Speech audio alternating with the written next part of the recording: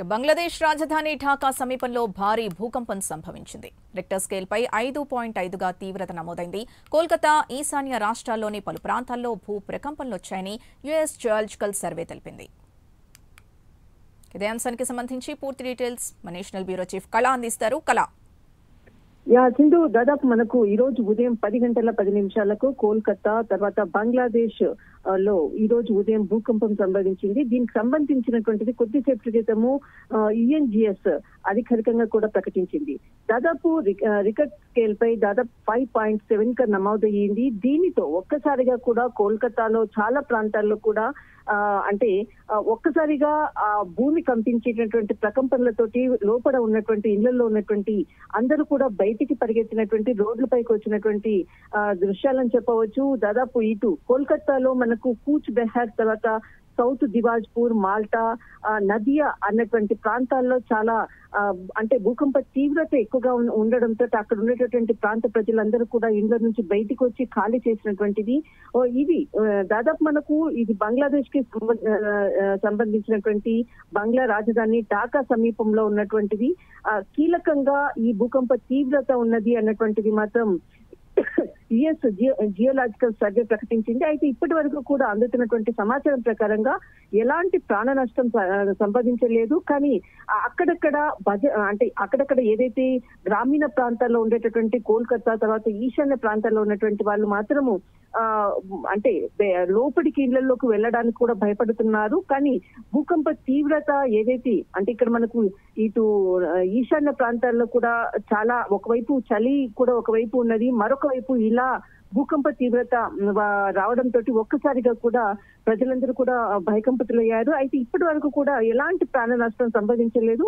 ఇది మొత్తం మీద భూకంప తీవ్రత మాత్రం ఎక్కువగా బంగ్లాదేశ్ కి సంబంధించినటువంటి ప్రాంతంలోనే ఎక్కువగా ఉన్నది.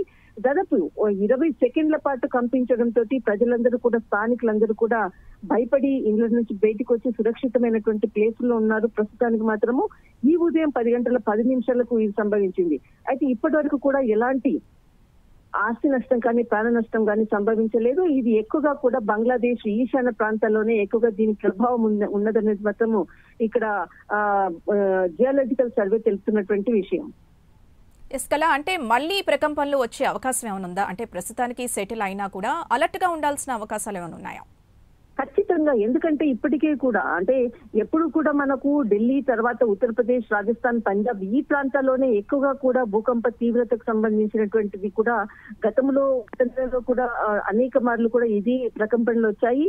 కానీ ఎప్పుడు కూడా మనకు ఇటు బంగ్లాదేశ్ తర్వాత కోల్కతా ప్రాంతాల్లో కూడా అంత ఎక్కువగా కూడా ప్రకంపనలు మనకు ఎక్కువగా ఉండదు. కానీ ఈ రోజు ఏదైతే కీలకంగా ఈ ప్రాంతంలోనే ఎక్కువగా ఉండడంతో ఒక్కసారిగా కూడా ప్రజలు భయపడ్డారు.